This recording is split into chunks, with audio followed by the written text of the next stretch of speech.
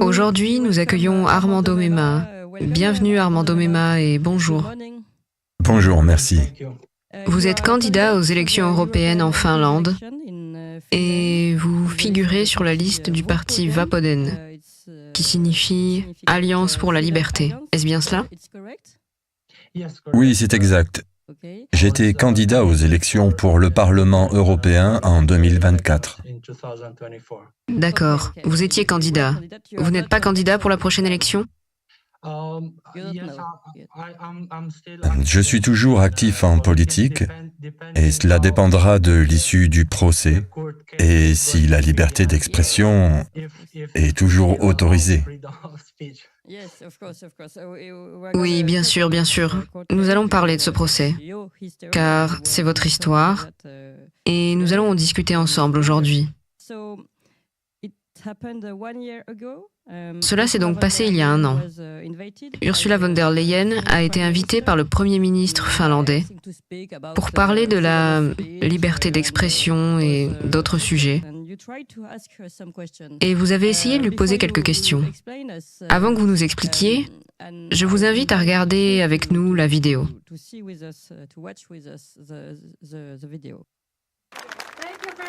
Merci beaucoup de m'accueillir. Tout d'abord, à ceux qui crient et hurlent si fort ici, ils peuvent se réjouir d'être dans un pays libre comme la Finlande, où la liberté d'expression est un droit, où ils n'ont aucune restriction. S'ils étaient à Moscou, ils seraient en prison en 2 minutes. This is what they do to European candidates in Finland! This is what they do about that! C'est très intéressant, car elle explique que vous devriez être heureux parce que là où vous vivez, vous avez la liberté d'expression.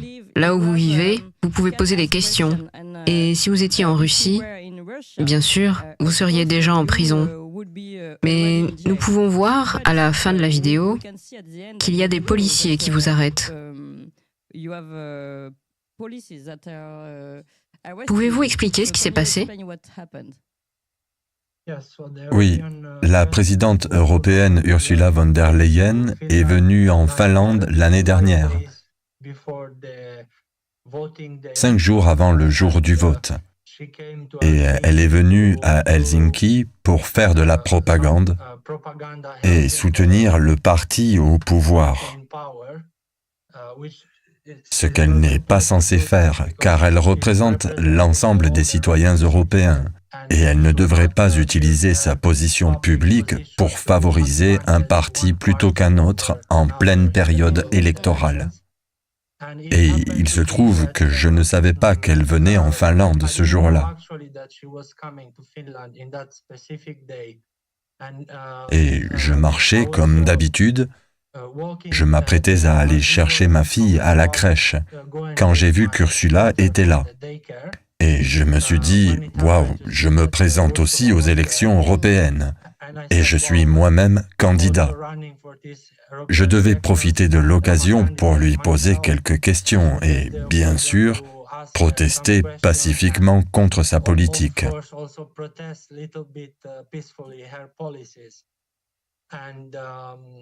Et je me suis donc joint à la foule. J'étais à environ 15 mètres d'elle. Il y avait également une autre manifestation qui se déroulait ce jour-là. Il y avait des étudiants de l'université. Ils manifestaient en faveur de Gaza. Et donc, techniquement, je ne faisais pas partie de la manifestation. J'ai posé quelques questions, disons, d'une voix forte. Elle pouvait m'entendre. Et en moins de 2 minutes, la police est arrivée sans m'expliquer quoi que ce soit. Ils m'ont emmené de force dans la voiture de police. C'était un moment très, très étrange. Car à ce moment-là, elle disait au micro que nous devrions être reconnaissants d'avoir la liberté d'expression.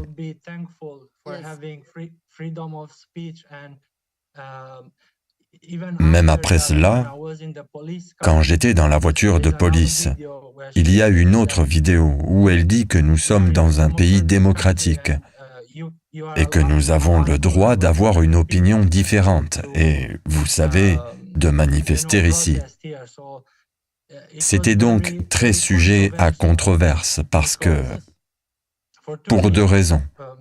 Premièrement, parce qu'elle ne permettait pas aux gens de manifester ou de poser des questions. La deuxième raison, qui est à mon avis la plus dramatique, est le fait que j'ai dit à la police que j'étais candidat. Tous les autres partis étaient présents sur cette place. Ils pouvaient poser des questions. Ils pouvaient être là et, malgré cela, la police m'a emmené. Il se trouve que j'étais la seule personne à être mise dans la voiture de police. Et cela s'est produit. Pour quelle raison, à votre avis? Pourquoi vous en particulier? Je pense que c'était moi en particulier, parce qu'elle me connaît. 5 ans plus tôt, j'étais bénévole pour une ONG appelée New Humanity. Je lui ai envoyé des lettres en tant que bénévole pour promouvoir la paix, notamment pendant la guerre en Ukraine. Je lui ai écrit des lettres personnelles pour lui demander de se concentrer davantage sur la consolidation de la paix. Donc, elle me connaît. Vous pensez vraiment qu'elle vous connaît? Qu'elle vous a reconnu? Oui, sans aucun doute. À mon avis, c'était politique.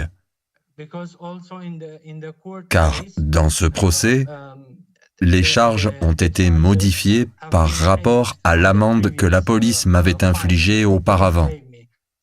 On dirait qu'ils utilisent les autorités pour empêcher toute dissidence, toute personne qui s'oppose à sa politique ou à celle de l'Union européenne. J'ajouterai que dans la décision du tribunal, le juge a déclaré que je n'avais pas le droit de manifester en Finlande sans en informer préalablement la police. Donc, à partir de maintenant, je dois informer la police avant de participer à toute manifestation. Si ce n'est pas politique, je ne sais pas ce que cela pourrait être d'autre. Vous avez donc été condamné pour ce moment que nous avons vu ensemble en août dernier. Et vous dites que vous avez dû payer 110 €. Oui, c'est exact. Ce n'est pas beaucoup. Non, ce n'est pas beaucoup en euros, mais c'est symbolique. Parce que, vous savez, à la fin du procès, le jugement a également été très sévère. Une sorte de sermon, disant « Je ne veux pas que vous pensiez qu'en Finlande, nous n'avons pas la liberté d'expression et que vous n'avez pas le droit d'avoir une opinion différente. »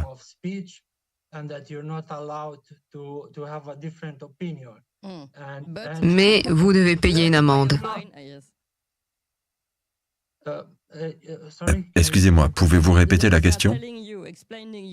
On vous explique qu'en Finlande, vous ne devez pas croire que vous ne pouvez pas dire ce que vous pensez. Mais en fin de compte, c'est ce qui s'est passé. Vous avez été condamné, vous devez payer une amende et vous ne pouvez plus participer à aucune manifestation. Aucune manifestation sans autorisation préalable. Il semble que je doive demander la permission à la police pour manifester à l'avenir. C'est donc tout à fait absurde. Oui, ce qui vous est arrivé est très intéressant. Bien sûr, ce n'est pas drôle. Mais maintenant que nous pouvons l'analyser ensemble, c'est une forme de... même de la part d'Ursula von der Leyen,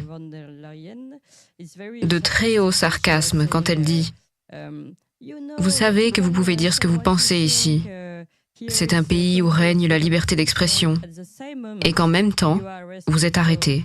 Et elle le sait, elle l'a vu. » Je pense que c'est vraiment une forme de totalitarisme. Elle sait qu'elle ne dit pas la vérité.